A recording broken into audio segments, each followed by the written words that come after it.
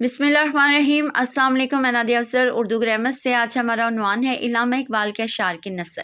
शेर है खुदी को कर बुलंद इतना कि हर तकदीस से पहले खुदा बंदे से खुद पूछे बता तेरी रज़ा क्या है।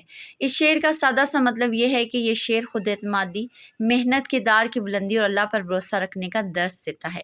इंसान को चाहिए कि पहले तो अपने आप को एक अच्छी शख्सियत समझे, फिर अपनी शख्सियत को निखारे, अपने किरदार, इल्म, अहलाक, मेहनत और खुद एतमादी को इस कदर बुलंद और बेहतर करे और अल्लाह ताला की अता करदा सलाहियतों को बेहतरीन अंदाज में इस्तेमाल करे।